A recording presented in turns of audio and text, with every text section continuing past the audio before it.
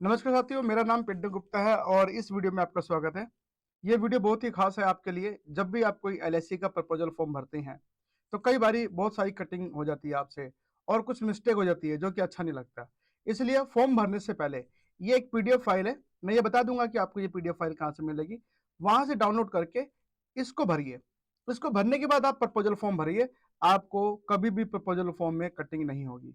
दोस्तों, बहुत ही एक अच्छी प्रैक्टिस है। अगर आप इसको सीख जाएंगे तो मैं इसको कोशिश करूंगा समझाने के लिए कि किस तरीके से ये काम करता है। तो दोस्तों, यहाँ पे आप देखेंगे ये है अनंदा कैप्चर शीट। और इसके बाद जब आप डाउनलोड कर लेंगे तो कस्टमर से ये चीजें भरवाइए, मतलब कस्टमर से पूछिए, उसके बाद आप इसको भरिए। तो इसमें हम आपको बताते हैं इसमें कैसे करना है काम आपको। 1 सेकेंड।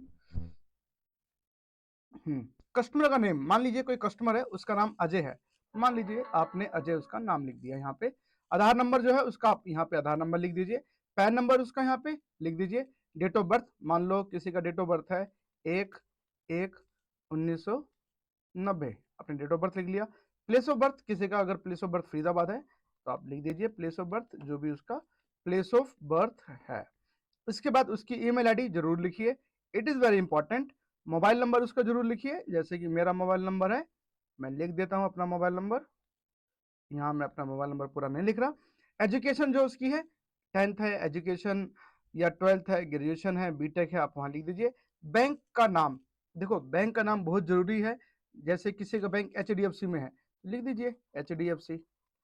ठीक है। उसके बाद जो उसकी लोकेशन है, मान लीजिए उसका लोकेशन फरीदाबाद, तो लिख दीजिए फरीदाबाद, ऐसे लिख दीजिए, कोई दिक्कत नहीं है। सबसे बड़ी बात, उसका बैंक अकाउंट नंबर आपको लिखना है, उसका आईएफएससी कोड लिखना है। ये ध्यान रखिए कि ये बिल्कुल सही होना चाहिए।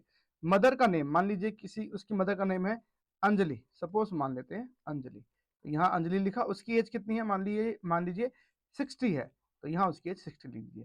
फादर का नेम मान लीजिए मनोज है, मान लेते हैं, तो यहाँ मनोज लिखा। एज मान लो उसकी है 70, तो 70 लिख दीजिए।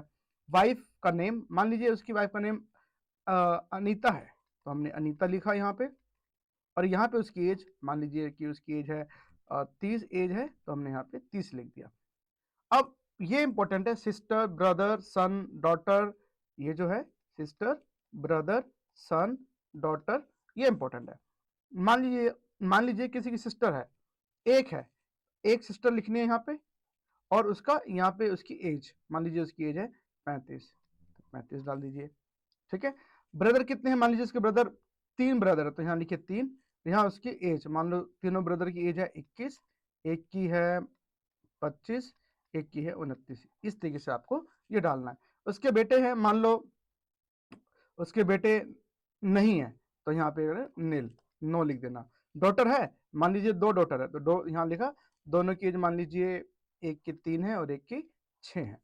आपको इस तरीके से लिखना है। हाइट लिखना है आपको सेंटीमीटर में। जैसे किसी की हाइट है 5 फुट 3 इंच या जो भी है, तो उसको सेंटीमीटर में बदल लीजिए, 161 सेंटीमीटर ऐसे लिखना है। वजन मान लीजिए उसका 65 किलो है, तो 65 केजी। आपको इस तरीके से ये करना है। अब ये भी बड़ा इंपॉर्टेंट है, 21 नंबर जो रो है, सर्विस या बिजनेस। अगर वो सर्विस करता है तो किसी कंपनी का नाम होगा जहां पे वो काम करता है। मान लीजिए कि कोई कस्टमर है, वो कंपनी में काम करता है एस्कॉर्ट्स में, एस्कॉर्ट्स कंपनी लिख दिया उसने। कब से काम करता है, मान लीजिए वो 10 साल से करता है, तो लिख दिए 10 ईयर्स। अब मान लेते हैं कि वो सर्विस नहीं करता, वो बिजनेस करता है, तो उसका बिजनेस का क्या नाम है। मान लीजिए उसके बिजनेस का नाम है एसी रिपेयर, तो लिख दीजिए एसी रिपेयर। और वो कब से काम कर रहा है, मान लीजिए 3 साल से कर रहा है, तो लिख दो 3 ईयर्स। ऐसे करना है। तो जो सर्विस में है उसका सर्विस का लिखना है, जो बिजनेस करता है तो उसका बिजनेस का नाम लिखना है। इसके बाद आता है कि इनकम पर ईयर। अब वो काम कर रहा है तो जाहिर सी बात है कमाता भी होगा, तो यहाँ पे उसको लिखना है। मान लीजिए कोई 5 लाख रुपए कमाता है, तो लिख देना है 5 L पर एनम। ठीक है। सम एश्योर्ड, अब जानकारी ये है कि वो बीमा कितने लाख का ले रहा है।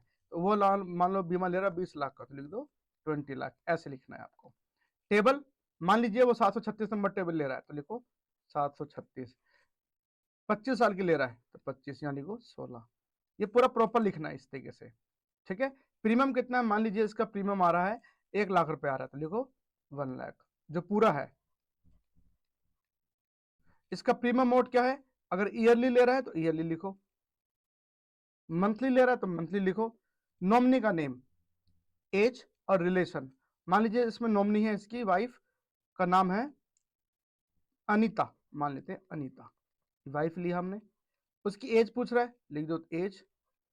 उसका ये कौन है अनीता, उसकी सिस्टर है, उसकी मदर है, उसकी वाइफ है, वो जो भी है वो यहाँ लिखो, मान लेते हैं ये इसकी वाइफ है तो लिखो वाइफ।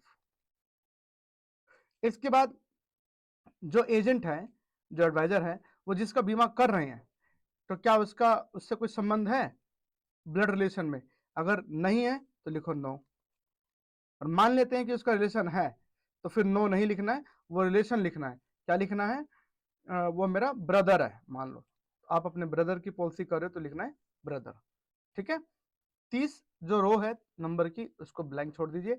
यहाँ पे ग्राहक का साइन ले लीजिए, मान लो उसका नाम, जो ग्राहक है उसका नाम अनिल है, अनिल अपने साइन कर देगा यहाँ पे बस। और यहाँ पे सबसे पहले जिस डेट में आप कर रहे हो, मान लो आज तारीख 12 है तो 12/2/25 डेट लिख देनी है। यहाँ एजेंट का कोड है, तो एजेंट का कोड मान लीजिए 02 जो भी है 12R, इस तरीके से आपको करना है। तो दोस्तों ये एक मैंने फॉर्म आपको सिखाया है, ताकि आप इसको जब भर लेंगे, इसके बाद जब आप प्रपोजल फॉर्म भरेंगे मैं आपको यकीन दिलाता हूं कि आपसे गलती कभी भी नहीं होगी। तो दोस्तों मेरे साथियों, इसको सीख लो किस तरीके से भरा जाता है, एक बहुत ही अच्छा ऑप्शन है।